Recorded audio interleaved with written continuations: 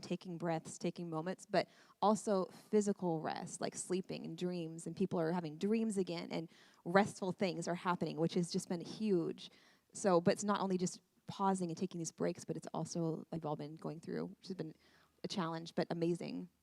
And it's got to be a guiding thing. I don't think this rest is just, oh, here's a break, and now you can move forward. I actually feel like it's from a place of rest. We need to learn to be from a place of rest, from a place of rest. It's a new way of living. This is the new normal is coming. It's a place of rest. It's not this place of isolation and separation, but it's a place of rest. It's a place of abiding in God and being with Him. So what I have another video clip I want to show you from our trip. Can we show that video clip of the boulders in rivers? This is a river we checked out, Mill Creek or Mill River, Mill Creek Falls. There was two waterfalls. I think it's a... And I thought, okay, what are you trying to tell me? So I just sat with him a little bit while everybody was kind of playing around, and I just kind of started talking to God. And what he was telling me is these boulders, God puts boulders in our life that are very important, but it doesn't mean they're not movable. Some of those boulders are family, friendships, promises of God. God puts these marriage. There's all these things that are boulders in your lives that are meant to be sure, strong foundations, but they're not where our certainty comes from. They're guiding things. So God puts us through a season, and so what he was telling me is we've gone through a season where that felt sure, that felt secure, moved. There were things that felt super certain in our lives, and all of a sudden it moved. Even globally, the church, doing church the way church has been happening for a long time, felt sure and certain. And then it moved. Like, okay, we can't do this anymore. We can't go meet together. Or we're doing the right thing. We're doing the loving thing by loving each other, by staying home and making sure we're doing the best thing to protect everybody, right? That actually felt like a God thing on that, to step up and show that we care, show that we love. And then all of a sudden now there's this thing of like, well, how do we stand in truth? Not just follow what everybody's saying to do. Right? These boulders have moved. It's hard to find out what truth is right now. Anybody else know that, right? Go online and find out what gives you cancer. It's impossible to figure out because one person says this cures cancer, the other person says that very thing gives you cancer. And there's like all kinds of proof and studies that show you way. So what's the truth? It's hard to find the truth. It's hard. Those pillars that we thought, those boulders we thought were so sure are not sure anymore. But they weren't meant to go away. There are some boulders that go away. During a storm, there are some boulders, some trees that get removed, and they go down the stream and they're gone. God said, I've removed some of those things, but most boulders, they just move, and it changes the direction of the river. But during times of not storm, those boulders that are there are guiding strengths that keep the river going the direction it's supposed to going. So those relationships become guiding strengths that keep the river going. Those marriages are guiding strengths that keep those promises from God are guiding strengths that keep the river flowing the way it's supposed to. But the season we just came out of, a lot of those boulders moved. Wow. You feel what I'm saying? So let's just take one example. Say God gave you a promise, and that promise maybe didn't come true the way you thought was going to happen, but it's clearly that God's promise was working in you. It brought life to your life. It was a guiding boulder in your life. Now the boulder moved. The promise is still truth, but it's going to flesh out a different way now. Relationships, friendships are still a guiding truth in your life. You still need them. They're still vital for your life. But the boulder moved, and now the purpose of those friendships have shifted. Anybody have friendships that have shifted lately? That have changed? Come on, it's not a bad thing. It's a good thing. God moved these boulders. So are we complaining that the boulders moved, or are we thanking God that the shift has happened?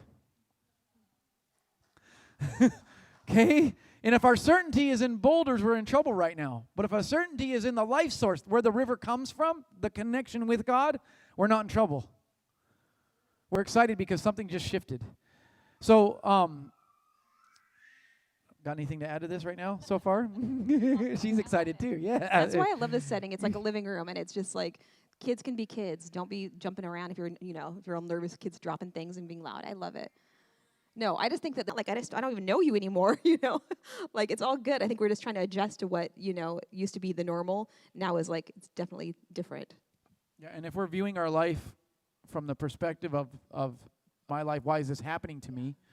Then we're going to miss what God is doing right now. It's not a matter of why is this happening to me?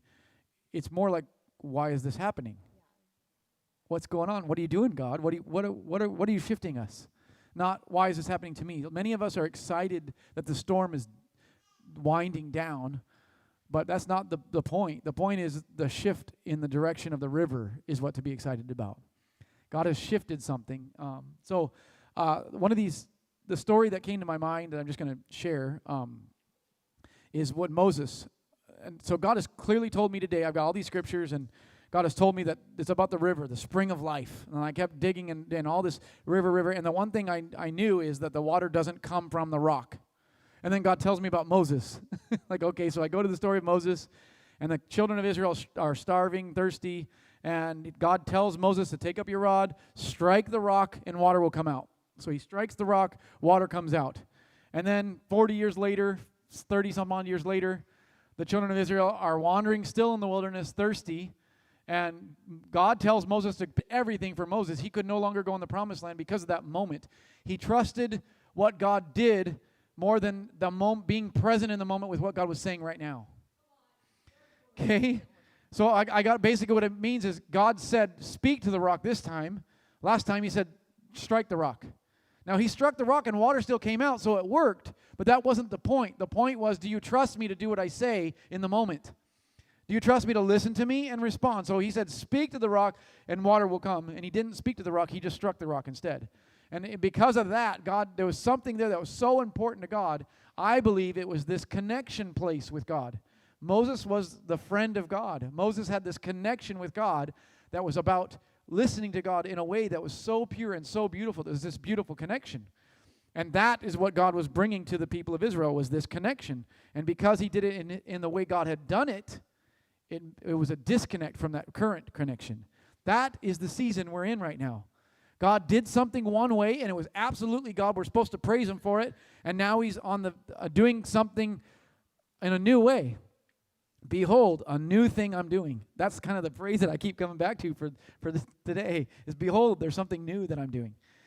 There's when the children of Israel crossed over Jordan, they laid out rocks. They put out these huge rocks. They call them Ebenezer's to remember what God had done. And these rocks are like pillars. These rocks are, and they're boulders. They're these huge rocks. They put out 12 of them. They called them Ebenezer's. And they basically were there so that when the kids asked, what are those rocks about? They say, this is the time. This is what God did for us. So, but the problem is sometimes we get stuck as people. This is what God did for us. And we always look back instead of being in the moment with what God is doing right now. And that's what he's doing right now in the season. He's bringing us to this place of what is he doing now? And if we're so grateful that we're not in the storm anymore, we've missed the point. The storm was to shift the position of the boulders so that we could shift the direction of the river. I can feel God on that phrase. So God put these boulders in our life.